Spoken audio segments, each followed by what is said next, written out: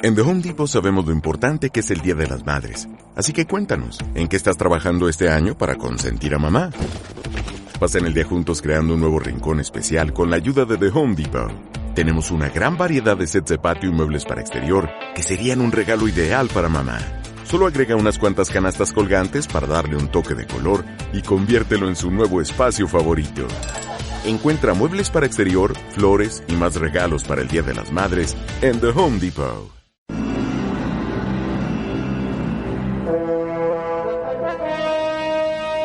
Ocultismo.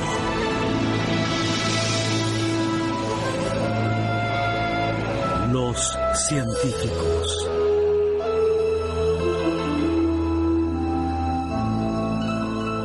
¿Puede la mente humana afectar al universo, controlar el entorno e incluso el tiempo?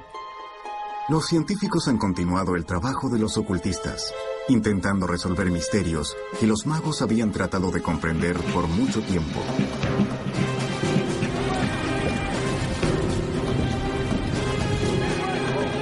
...17 de marzo, año 1863... El mayor John Pelham conduce a sus hombres a la batalla de Killsville, en un campo abierto de Virginia. Pelham era famoso por su valor, pero esta sería su última batalla.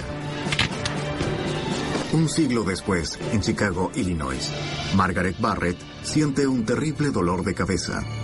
¿Qué relación podrían tener una enfermera del Medio Oeste y un mayor de la Guerra Civil? Margaret cree haber sido John Pelham en su vida pasada. Las personas que han tenido una experiencia de vidas pasadas no lo ponen en duda. Cualquiera podría dudar acerca de la existencia de esas vidas pasadas, pero quienes tuvieron la experiencia no dudan al respecto, saben que es cierto. La mayoría de las personas no cree que sea cierto, pero hombres como Isaac Newton, Galileo y Carl Jung son responsables de crear importantes descubrimientos científicos que alguna vez fueron considerados místicos. ¿Cómo sabes que algunas de las cosas que consideramos como sobrenaturales e inconcebibles no se convertirán en ciencia legítima en 50 años más? Desde el Renacimiento, los científicos han ido mucho más allá de los límites establecidos. Antes de la revolución tecnológica, debían confiar en su intuición y creencias, como los primeros ocultistas, quienes creían que el universo era un área de la conciencia a la que podían acceder para descifrar los secretos divinos. Creemos que somos entidades separadas, pero en realidad formamos parte de un gran universo. Esa era la idea que tenían los magos ocultistas. Ellos expresaron esa idea muy bien con la frase: lo de abajo es como lo de arriba. Esto quiere decir que sin importar a dónde miremos, vamos a encontrar los mismos patrones tanto a nivel microscópico como cósmico. Estos magos creían en la existencia de un vínculo entre el universo y la mente, algo que los físicos cuánticos aún intentan probar. La gente está muy interesada en esta relación entre la forma en que funciona nuestro cerebro y la forma en que lo hace el universo. Pero aún no se aceptan otras prácticas ocultistas, como la canalización de espíritus y la exploración de vidas pasadas. Todas estas experiencias aparentemente sobrenaturales a veces son el resultado de ciertas patologías neurológicas. Y esto hace que uno se pregunte qué causa estos fenómenos. No se puede negar la existencia divina solo porque hay quienes la experimentan en estados mentales determinados.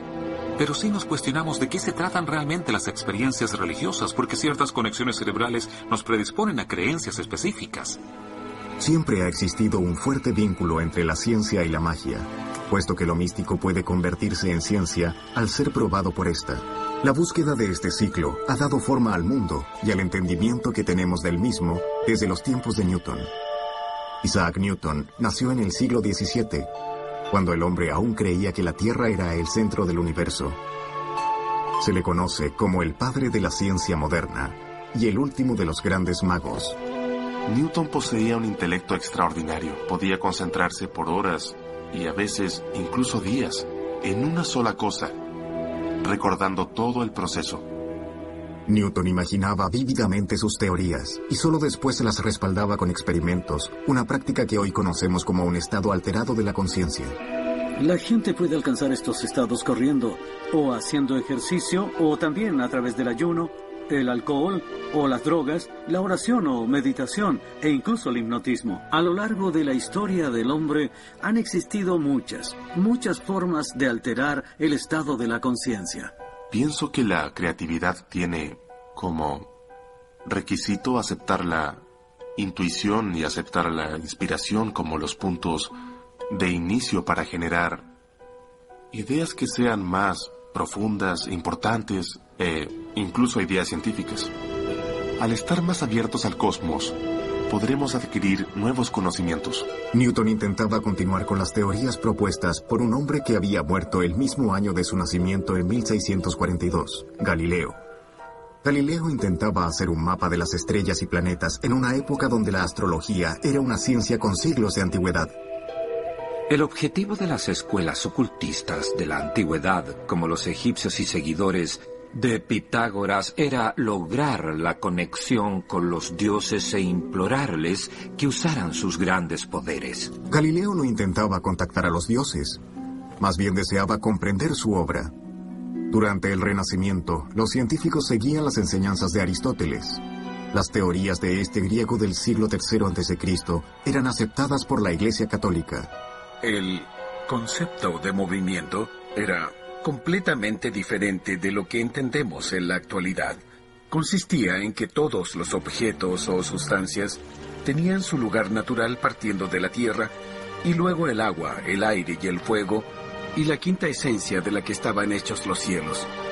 Entonces los objetos tendían a permanecer en sus lugares naturales, y para moverlos había que empujar continuamente.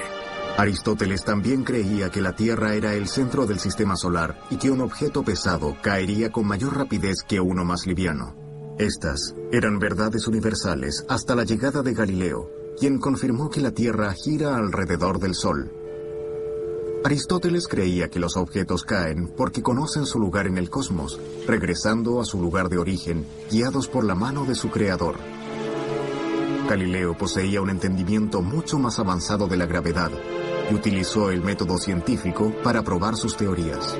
Aristóteles era un gran pensador que creía que los objetos caían más rápido mientras más pesados fueran, y necesitaba 5 minutos para probarlo.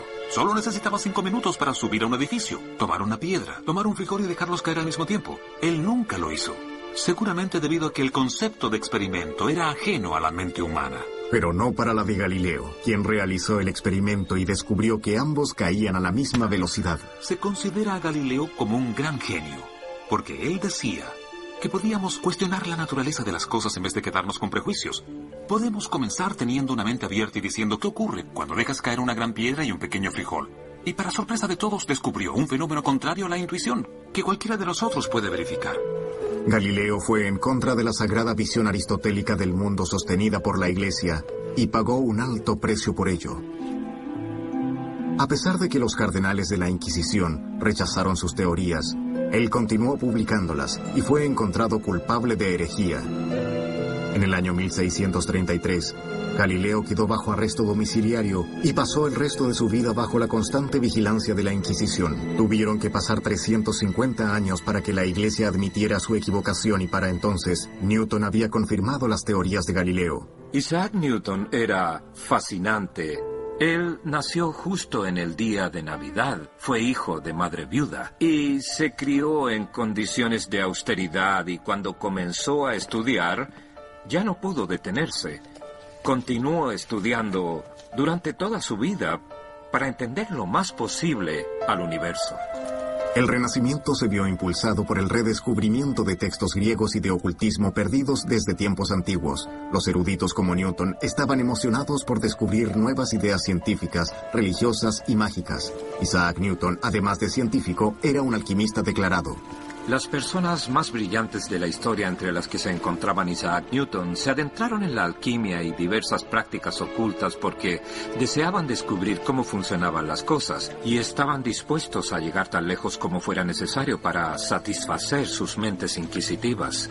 En la época de Newton no existía una distinción clara entre magia, espiritualidad y ciencia. Los científicos utilizaban cualquier método para expandir sus conocimientos. Newton pasó muchos años buscando el objeto más valioso de la alquimia, la piedra filosofal. Dicha piedra no era en realidad una joya, era un nivel superior de conciencia que permitiría increíbles avances espirituales y científicos. Isaac Newton era capaz de pasar días enteros sin comer ni dormir, realizando experimentos de alquimia en la soledad de su habitación.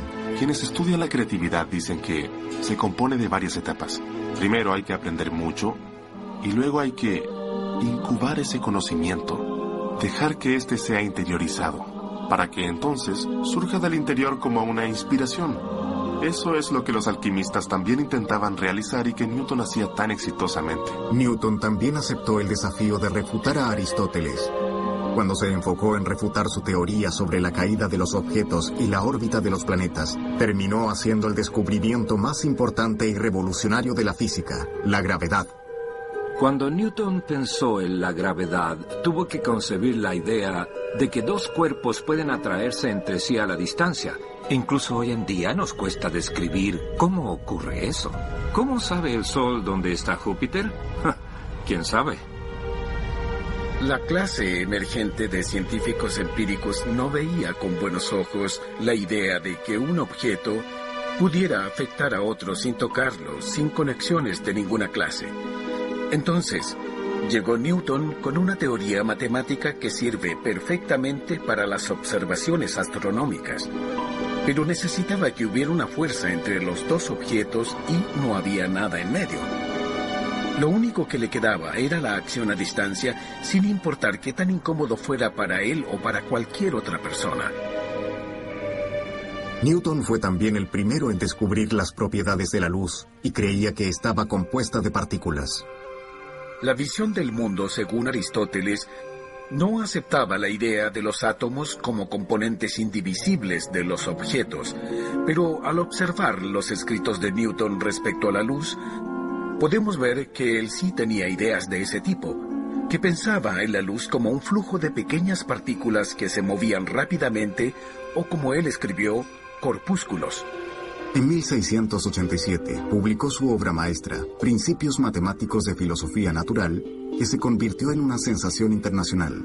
Contenía sus 3 leyes del movimiento, la ley de la inercia, la relación entre fuerza y movimiento, y su última regla, de que por cada acción existe una reacción igual y opuesta. En el año 1660, Londres fue devastada por un fantasma del pasado, la peste negra. 70.000 personas murieron y luego vino el gran incendio. Pero en medio de toda la confusión, aún había lugar para la ciencia. Ese mismo año, un grupo compuesto por destacados científicos británicos formó la Royal Society, la primera organización dedicada a la búsqueda del conocimiento científico. La Royal Society comenzó como una especie de club para las personas inteligentes, donde se juntaban a discutir cada posible tema que probablemente era algo controversial, porque Inglaterra muchas veces estuvo sometida bajo drásticas medidas religiosas. Pero la amenaza de la Iglesia no fue suficiente para detenerlos. De hecho, el mismo Newton estuvo al frente de la Royal Society por 24 años, pero su enfoque casi místico inspiraría a otra generación que se preocupó del universo interior, el cerebro humano. Es en la superficie una máquina casi perfecta de neuronas y nervios totalmente sincronizados para el movimiento, el aprendizaje e incluso la defensa. Pero el cerebro no solo está formado por impulsos eléctricos, este notable órgano contiene los pensamientos y el pasado de las personas. Incluso hay quienes afirman que contiene el alma. El que Newton descubriera la gravedad transformó el modo en que la ciencia entendía el universo, pero otro miembro de la Royal Society estaba a punto de superar a Aristóteles en un campo diferente: la medicina. Thomas Willis llevó a cabo la primera exploración científica del cerebro y su esquivo programa, la mente. Thomas Willis fue un médico inglés que descubrió la forma de estudiar el cerebro, algo difícil de hacer porque los cerebros se disolvían en unas horas después de la muerte. Los avances en la medicina se habían visto obstaculizados por un antiguo tabú contra la disección del cuerpo humano. Las leyes debieron cambiar en cierta forma para que pudieran haber disecciones. Quienes las practicaban eran considerados auténticos criminales, calificados así a pesar de ser científicos, porque la disección de un cuerpo humano iba en contra de todas las leyes. Hasta el Renacimiento, los doctores creían en la visión de Aristóteles, quien decía que la mente residía en el corazón. Pocos dentro de la medicina podían pensar que la masa blanca carente de forma, ubicada dentro del cráneo, pudiera dar origen al razonamiento y la expresión artística.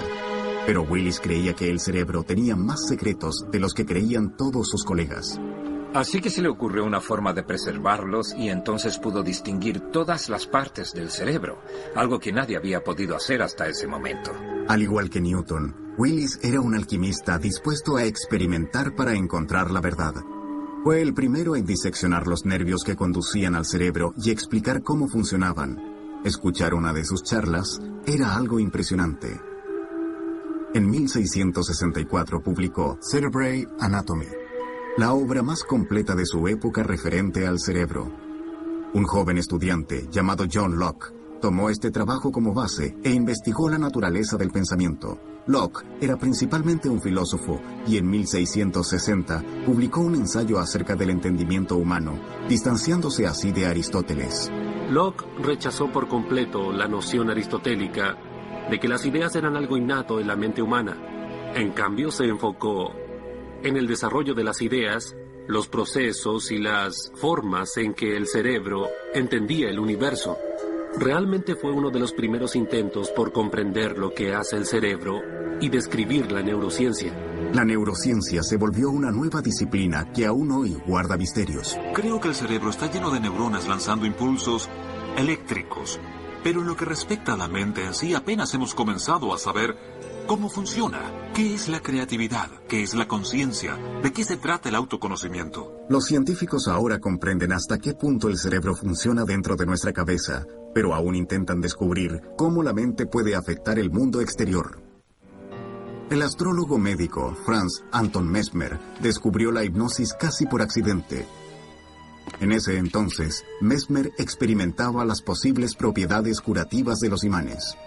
Franz Mesmer hacía que la gente se metiera en una tina y luego utilizaba imanes, algo que se conocía como magnetismo animal. Y eso es interesante porque los imanes vuelven a tener utilidad hoy y los doctores usan el electromagnetismo para curar enfermedades.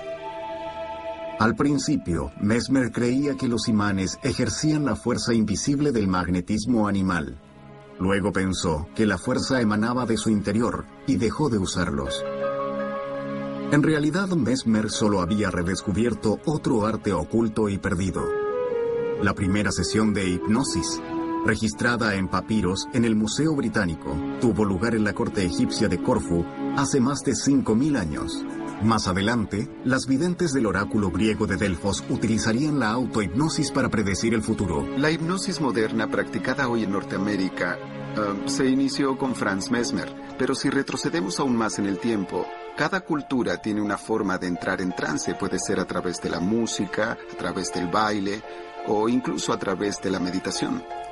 El tratamiento se volvió popular en 1770 y la fama de Mesmer creció rápidamente a medida que muchísimos pacientes afirmaban que la hipnosis los había sanado. Él era capaz de poner a la gente en trance y sugestionarlas para lograr su mejoramiento y curación. Se hizo famoso por eso y de hecho se formó un comité de científicos entre los que se encontraba Ben Franklin para decidir si todo era verdad o no. Lo que dijeron fue, bien, la hipnosis funciona, pero creemos que se debe a nuestra imaginación y no a un principio concreto. Mesmer fue considerado por muchos como un fraude, pero en 1843, el cirujano londinense John Elliotson comenzó a usar lo que él llamó el coma hipnótico para realizar cirugías en forma indolora. Aún no se había inventado la anestesia y la técnica de Elliotson dio como resultado más de 300 operaciones exitosas, pero aún así la influencia de Mesmer no duraría mucho. La medicina tradicional volvió a dejar de lado la hipnosis tras el descubrimiento del éter. En vez de aprovechar la idea de que nuestras creencias pueden ayudarnos a sentirnos mejor y recuperarnos, simplemente desecharon el trabajo de Mesmer. Pero había sentado las bases de la hipnosis moderna, una práctica comúnmente aceptada por la medicina como una forma de tratamiento. La hipnosis funciona gracias al poder sugestivo de la mente humana. Nuestro cuerpo no puede distinguir una experiencia real de una imaginaria. Recientemente se realizó un estudio sobre la ira y las enfermedades cardíacas. Los investigadores hicieron que la gente se enojara pidiéndoles que imaginaran situaciones irritantes. Y en el momento que imaginaron estar enojados, sus cuerpos respondieron como si realmente tuvieran una razón para enojarse. Y allí había un cambio identificable. Pero la belleza de este experimento descansa en el poder de la imaginación. Lo que imaginamos puede hacer que nos enfurezcamos o que nos sintamos tranquilos y en paz. Podemos escoger si queremos estar enojados o felices. Existe un área alternativa de la medicina que utiliza la imaginación como una técnica curativa. Hay 22 estudios sobre la visualización y la curación del cáncer. 18 de esos estudios muestran que la visualización ayuda a combatir el cáncer. No es ninguna sorpresa porque obviamente el cerebro regula nuestras funciones corporales, así que si podemos influenciar al cerebro, ya sea por medio de la meditación, el desarrollo de frecuencias de ondas cerebrales o la introducción de imágenes e ideas, obviamente lograremos afectar la materialización de la enfermedad o la eficacia de otros tratamientos. Los científicos han estudiado este fenómeno, pero no están seguros por qué y cómo funciona. Hay dos criterios cuando nos encontramos con un nuevo fenómeno. Uno es si encaja en lo que conocemos, lo que la ciencia conoce sobre la mente. El segundo es si puede repetirse. Y usualmente la hipnosis es rechazada por el primer criterio, lo que no es una buena razón. La idea es cómo encaja en lo que sabemos del cerebro y la mente, de qué se trata todo esto de la hipnosis, cómo se puede entrar en la mente de alguien y conseguir que haga cualquier cosa. No tiene sentido, rechacémoslo. Pero está el segundo criterio y resulta que es muy posible repetir la hipnosis, puede hacerse en cientos de personas y hemos ignorado eso por casi un siglo. Sabemos que es un fenómeno válido y legítimo. Y la verdad es que no tenemos cómo explicarlo. Antes de Mesmer, los doctores habían enfrentado el desafío de comprender los problemas que no podían explicarse con la ciencia médica existente. En 1885, la humanidad avanzaba cada vez más. Carl Benz había creado el primer vehículo impulsado por gasolina. Pero el doctor Sigmund Freud estaba estancado intentando resolver los problemas emocionales de los pacientes. Hasta que decidió probar con la hipnosis. Hipnotizó a sus pacientes y descubrió que recordaban traumas del pasado. Los físicos habían llegado a un nuevo entendimiento sobre la energía, que no podía destruirse, solo transformarse. Freud se inspiró en ese trabajo. Era brillante, era obstinado y también aprendía con mucha rapidez. Así que en sus investigaciones vio que el conocimiento sistemático que estaba surgiendo cada vez más en lo que se llamaba ciencia natural, eventualmente sería la física. Entonces él extrajo esas metáforas y las llevó a la psiquis. Freud descubrió el inconsciente. Veía a la personalidad como un sistema de energía psíquica.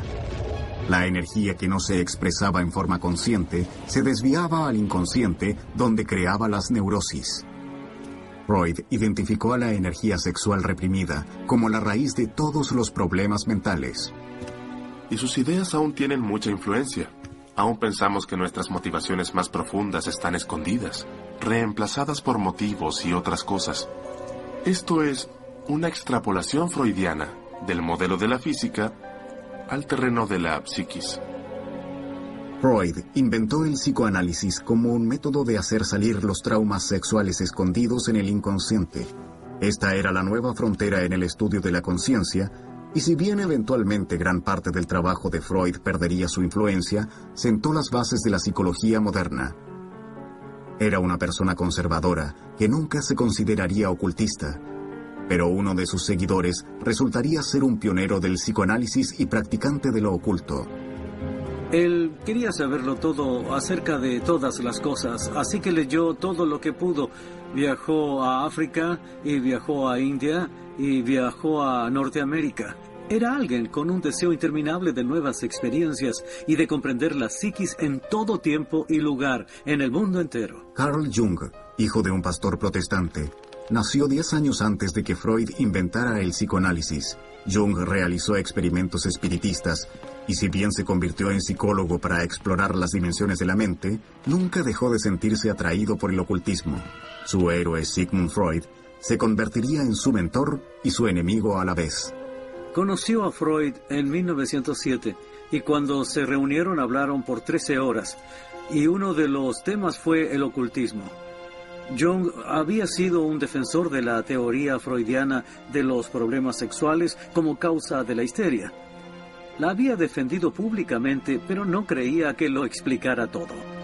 Y mientras hablaban en estas 13 horas seguidas, Freud adoptó una expresión muy seria y le dijo a Jung: debes prometerme, simplemente prométeme una cosa, jamás debes abandonar la teoría sexual, sino que convertirla en un dogma que podamos usar contra la marea oscura que nos ciega. Se detuvo un momento y dijo: el ocultismo. Jung se negaba a creer que la represión sexual fuera la respuesta para todo, y tampoco pensaba en dejar el ocultismo, pero Freud se aseguró de hacerle pagar por ello.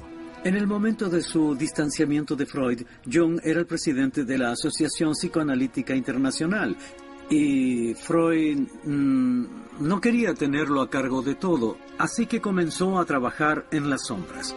Llevó a cabo algo que podría llamarse una práctica de ocultismo. Formó un pequeño comité y a cada uno de sus miembros, quienes habían debido jurar silencio, les había entregado un anillo. Freud y este comité empezaron a conspirar para descubrir cómo deshacerse de Carl Jung. Tras su distanciamiento de Freud, Jung cayó en una espiral depresiva que duraría 6 años y se retiró a su casa de campo en Bollingen. Al igual que Newton había hecho hace muchos siglos, comenzó a buscar su propia piedra filosofal. Luchó contra su depresión y creó una nueva clase de psicología, inmersa en el misticismo. Utilizó cartas del tarot y utilizó la astrología. Pero más allá de los medios que utilizara, lo importante es que Carl Jung creía en la intuición. Carl Jung dijo una vez: el trabajo del terapeuta es hacer que el paciente entre en contacto con su intuición, y cuando se logre ese objetivo, el trabajo está básicamente hecho. Durante su retiro, Jung llegó a la conclusión que la astrología, la alquimia, la mitología y el I Ching eran las formas en que los primeros magos entendieron la conciencia humana. Su mayor descubrimiento fue ver la psiquis como un campo de energía mucho mayor a una sola personalidad, algo que llamó el inconsciente colectivo. El inconsciente colectivo incluye todo aquello que va más allá de nosotros mismos. Los contenidos transpersonales e impersonales del inconsciente que Jung llamó arquetipos son aspectos del ser humano que no tienen nada que ver con nosotros a nivel personal. No se trata de nuestras experiencias personales, de nuestro padre ni de nuestra madre. Más bien se trata del concepto mismo de padre y madre. Tanto Jung como Freud practicaban el estado alterado de conciencia que los magos utilizaban para lograr la más alta comprensión. Para Freud era un método de asociación libre, mientras que para Jung era un método de imaginación activa, donde se induce en forma deliberada una fantasía, hablando con aspectos de uno mismo que se encuentran personificados. Es como lo que se hacía en el ocultismo o en las sesiones espiritistas, pero en vez de hablar con los muertos, se habla con uno mismo o con una de sus muchas personalidades. Mientras Freud había aislado a la personalidad en un montón de neurosis impulsadas solo por la represión sexual, Jung había elevado al individuo a un lugar donde la humanidad tenía sentido y continuidad. Nosotros tenemos un inconsciente personal y un inconsciente colectivo. Nuestro inconsciente personal está más alineado con nuestra alma, mientras que el inconsciente colectivo son la sabiduría, los arquetipos, los mitos y el conocimiento universal al que cualquiera puede acceder. Así que tenemos ante nosotros un camino personal y otro colectivo. Las ideas de Jung han inspirado muchas prácticas del New Age. La canalización puede provenir de algo como el inconsciente colectivo de Jung. Probablemente la mayoría de quienes la practican dirían que proviene de un nivel superior de sabiduría. Y tal vez es la misma cosa. Ciertamente es un concepto con relación al inconsciente colectivo. Pero usualmente se cree que hay un ser, un alma que ha dejado este mundo o un grupo de ellas que ahora existen en otra dimensión, pero han escogido ayudarnos canalizando su sabiduría a través de uno de nuestros vecinos o amigos. Durante siglos, el estudio del universo y de la mente fueron disciplinas separadas. En 1905, cuando Carl Jung tenía 30 años de edad, conoció a un joven alemán que trabajaba en una oficina de patentes suizas llamado Albert Einstein. En cierta forma, Einstein creía en lo místico. Cuando era niño, observó los movimientos de un compás y juró que algún día aprendería cómo funcionaba la mente de Dios. Al igual que Newton, entraba en un estado alterado de conciencia que llamó ejercicios mentales y descubría cosas en forma intuitiva. Solo más tarde, respaldaría esos descubrimientos con fórmulas y pruebas. Ese año, Einstein publicó 5 nuevos ensayos de física en el diario académico Anales de la Física. Dichas teorías reescribían las leyes del universo. Entre ellas estaba la teoría de la relatividad, que postulaba que el tiempo y el espacio no son conceptos absolutos, sino relativos, y están en constante cambio. Newton creó cosas tan maravillosas como las leyes del movimiento y la gravedad y todo eso que aparentemente funcionó perfectamente, lo que causó gran felicidad a todos. Aún así fue algo revolucionario para su época, porque la gente descubrió que el mundo y que el universo eran un gran reloj que funcionaba ordenadamente. Entonces llegó Einstein y dijo, sí, podría ser verdad, pero también es relativo. Y todo volvió al desorden. Einstein, en su autobiografía, le pedía perdón a Newton por haber revolucionado la física. Había resuelto finalmente la contradicción que Newton había encontrado hace mucho en el comportamiento de la luz, que a veces actuaba como una onda y en otras como una partícula, y en el proceso finalmente confirmó la intuición de Newton sobre la existencia de los átomos. El efecto fotoeléctrico es que si iluminas un trozo de metal, los electrones saldrán disparados, y la teoría de ondas no explicaba claramente los detalles de cómo pasaba eso. Entonces llegó Einstein en 1905 y fue capaz de explicarlo completamente al decir que cuando la luz interactúa con el metal, viene en pequeños paquetes de energía que no dependen de la intensidad, sino que de la frecuencia de la luz. Así que aún es una onda y la frecuencia es un concepto relacionado a eso, pero actúa como una partícula. Años más tarde, Jung dijo que la genialidad de Einstein había influido en todo su trabajo intelectual. Y la teoría fotoeléctrica de Einstein sentó las bases de las futuras contradicciones del mundo subatómico. La física cuántica. Al parecer, la conciencia sí afectaba al universo. Einstein tenía una convicción casi filosófica muy fuerte de que una teoría física debía ser completa y que si uno sabe todo sobre un sistema, será posible predecir todo lo que hará de ahí en adelante. Lo absoluto no existe en la física cuántica. Todo cambia de acuerdo a la observación. Einstein dijo una vez que Dios no juega a los dados con el universo, y lo repitió tantas veces que uno de sus colegas, no se sabe cuál fue, le dijo, deja de decirle a Dios qué hacer. Einstein la rechazaba. Pero era imposible ignorar a la física cuántica y los conceptos del ocultismo podrían ser útiles para entender este nuevo territorio. Para la nueva generación de físicos cuánticos, la mente jugaba un papel tan importante que el comportamiento de la materia dependía por completo del observador. La idea de que la física o la realidad es de algún modo una creación de la mente, o al menos depende de ella, es ciertamente una de las formas en que se puede interpretar la física cuántica. Esta es una de las razones por las que causa tanta controversia, porque algunos adoran la idea y otros la odian. Los físicos cuánticos llaman a esto el problema del observador. Si solo los seres conscientes pueden ser observadores, entonces estamos íntimamente ligados a la existencia de la realidad. Si no lo estuviéramos, solo habría una continua expansión de posibilidades y jamás ocurriría nada definitivo. 15 años después que Einstein publicara sus revolucionarios ensayos, un adolescente llamado Wolfgang Pauli escribió una brillante exposición de la teoría de la relatividad de Einstein. Los dos pioneros de la mecánica cuántica, Max Born y Niels Bohr, animaron a Pauli a unirse a ellos. Estos complicados problemas se convertirían en la obsesión de Wolfgang Pauli, un hombre muy difícil de comprender, pero también un maestro de la intención. Otros científicos lo llamaron el efecto Pauli. Sus colegas en los laboratorios de física experimental le decían, por favor, aléjate, porque apenas él entraba al laboratorio, los experimentos dejaban de funcionar. Algunos decían que incluso bastaba con que entrara en tren a la ciudad para que los experimentos dejaran de funcionar. Él, como muchos de los otros que consideramos grandes científicos, tenía unos pensamientos muy fuertes. Podía pensar en lo que iba a ocurrir o podría ocurrir de cierto modo.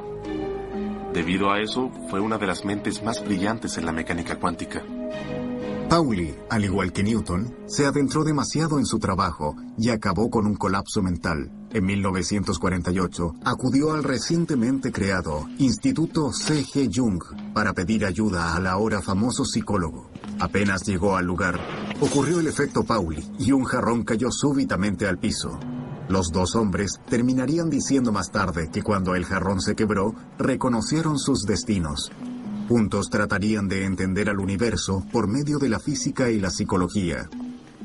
Pauli se volvió uno de los mayores contribuyentes al desarrollo de la física cuántica, probablemente porque sus intuiciones recibían el apoyo de un gran pensador intuitivo, de un área completamente diferente. Me refiero a Carl Jung. Ellos tenían una especie de cooperación.